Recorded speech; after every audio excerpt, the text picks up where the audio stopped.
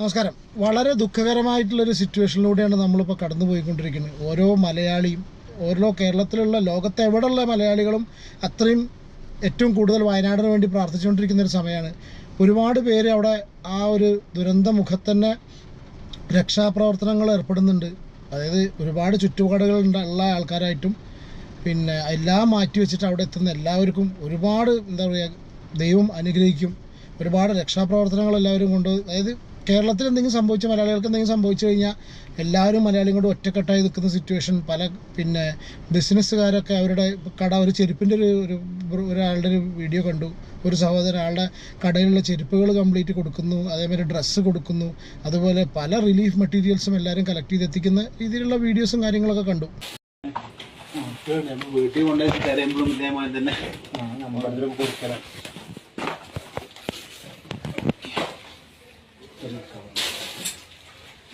മതി. നിങ്ങളൊക്കെ എടുത്തിട്ടുണ്ടാ? എത്ര കിട്ടിയാലും തികയില്ല. നമ്മൾ ഈ ഒരു സിറ്റുവേഷനിൽ ഞാൻ വേറൊരു കാര്യം കൂടി ഈ ഒരു സിറ്റുവേഷനോട് പറഞ്ഞു പോകും. കാരണം വെച്ചാൽ നമ്മൾ ഒരിക്കലും നമ്മൾ ഈ പ്രൊആക്റ്റീവ് അല്ല, അതായത് നമ്മൾ റിയാക്റ്റീവാണ്. എന്തെങ്കിലും പ്രശ്നങ്ങൾ ഉണ്ടാവുന്ന സമയത്താണ് എല്ലാവരും ഉണരുന്ന സിറ്റുവേഷൻ വരിക. അല്ലാത്ത സമയത്ത് ആരും ഇതിനെക്കുറിച്ച് ചിന്തിക്കില്ല. അപ്പോൾ നമ്മൾ സാധാരണക്കാർക്കൊക്കെ അവരവരുടെ എല്ലാ ചുറ്റുപാടുകളും ഉണ്ടായിരിക്കും. പക്ഷെ നമ്മളിവിടുത്തെ സംവിധാനങ്ങൾ, സിസ്റ്റം, നമ്മുടെ ഗവൺമെൻറ് എല്ലാം എന്തെങ്കിലും പ്രോബ്ലംസ് വരുന്ന സമയത്തായിരിക്കാം. കാരണം ഡെഫിനറ്റ്ലി അത് എന്തായാലും വേണ്ടെന്നല്ല. പക്ഷേ ഒരു പ്രശ്നം ഇപ്പം നമ്മുടെ നാട്ടിൽ, ഇപ്പോൾ ഈ വയനാട്ടിൽ ഇന്നലെ ഈ ഒരു ഇഷ്യൂ ഉണ്ടായി. ഇപ്പോഴും ഡെത്ത് ടോൾ എത്രയാണെന്നുള്ളത് ഇപ്പോഴും പറഞ്ഞിട്ടില്ല. 100-ലധികം 150-ലധികം എന്നൊക്കെ പറയുന്നുള്ളൂ.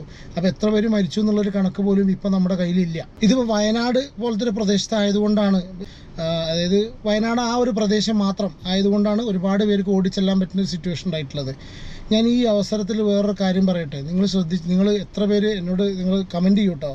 ഞാൻ ചോദിക്കാം ആത്മാർത്ഥമായിട്ട്, മുല്ലപ്പെരിയാർ ഡാമിനെ കുറിച്ച് നമ്മൾ കുറച്ച് കാലങ്ങളായിട്ട് ഇപ്പോൾ ആരും അതിനെക്കുറിച്ച് ചർച്ച ചെയ്യുന്നില്ല. മഴ വരുന്ന സമയത്ത് മാത്രം ഡിസ്കസ് ചെയ്യുന്നൊരു കാര്യമായിരുന്നു.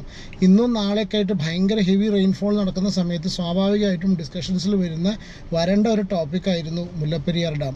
ഞാൻ ഒരു സാധാരണക്കാരനാണ്. നമുക്ക് പല ആൾക്കാരും പറഞ്ഞു കേട്ട കാര്യങ്ങളും പല റിപ്പോർട്ട്സും, അതേമാതിരി ഗാഡ്ഗിൽ റിപ്പോർട്ട്, അങ്ങനത്തെ പല കാര്യങ്ങളൊക്കെ കേട്ടിട്ടും വായിച്ചിട്ടൊക്കെ ഉള്ള ഇൻഫർമേഷൻ മാത്രമേ ഉള്ളൂ.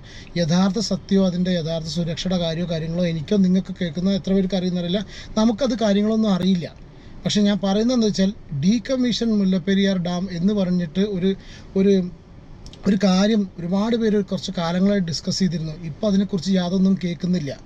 ഇതിനു മുന്നേ ലിബിയയിൽ വലിയൊരു ഫ്ലഡ് ഉണ്ടായ സമയത്താണ് മുല്ലപ്പെരിയാറിൻ്റെ ഇഷ്യൂ വീണ്ടും പൊന്തി വന്നിട്ടുള്ളത്. ഞാൻ ഈ വയനാടിൻ്റെ കാര്യമായിട്ട് കൂട്ടിക്കുഴക്കില്ല കേട്ടോ. പക്ഷെ ഏകദേശം 35 മുതൽ 50 ലക്ഷം പേരാണ് ആ മുല്ലപ്പെരിയാറിൻ്റെ മുല്ലപ്പെരിയാർ എന്തെങ്കിലും സംഭവിക്കാതിരിക്കട്ടെ, എന്തെങ്കിലും സംഭവിക്കുന്ന ഒരു സിറ്റുവേഷനിൽ വരുന്ന സമയത്ത് ഏകദേശം 35 ലക്ഷം മുതൽ 50 ലക്ഷം വരെയുള്ള ആൾക്കാരാണ് ഒരുമിച്ച്. കേരളം മാത്രം, അല്ലെങ്കിൽ ഒരു 5-6 ജില്ലകൾക്കാണ് എഫക്റ്റ് എന്ന് പറയുമെങ്കിലും 5-6 ജില്ലകളല്ല, കേരളം മാത്രമല്ല, സൗത്ത് ഇന്ത്യ മാത്രമല്ല, കംപ്ലീറ്റ് ഒരു ഇന്ത്യയിൽ തന്നെ നമ്മുടെ രാജ്യത്തിൽ തന്നെ എഫക്റ്റ് ചെയ്യുന്ന രീതിയിലുള്ളൊരു ആ ഒരു സിറ്റുവേഷനിലേക്കായിരിക്കും പോവുക.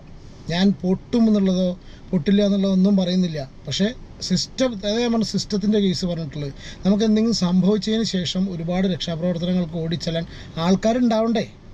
ഇന്നിപ്പോൾ അതാ ഞാൻ പറഞ്ഞു, വയനാട് ആ സംഭവം ഉണ്ടായ സമയത്ത് നമ്മുടെ ബാക്കിയുള്ള എല്ലാ ജില്ലകളിൽ നിന്നും ഉള്ള ആൾക്കാർക്ക് ഓടി അവിടെ എത്താൻ പറ്റുന്ന സിറ്റുവേഷൻ ഉണ്ടായി. നേരെ മറിച്ച് മുല്ലപ്പെരിയാറിൻ്റെ കേസിൽ എന്തെങ്കിലും സംഭവിച്ചു എന്നുണ്ടെങ്കിൽ എല്ലാവർക്കും എത്താൻ പറ്റുന്ന എന്തായിരിക്കും അപ്പോഴത്തുള്ളൊരവസ്ഥ? അപ്പോൾ പിടിച്ചിട്ട് അതിന് അപ്പം പാനിക്കായിട്ടോ അല്ലെങ്കിൽ റിയാക്റ്റീവായിട്ടോ കാര്യമില്ല. പ്രൊആക്റ്റീവായിട്ട് ഇതിന് മുൻകൂട്ടി നമ്മുടെ എന്തെങ്കിലും പ്രശ്നം ഉണ്ടാവുന്നതിന് മുന്നേ അതിനെതിരെ എന്തെങ്കിലും ചെയ്തിട്ടേ കാര്യമുള്ളൂ.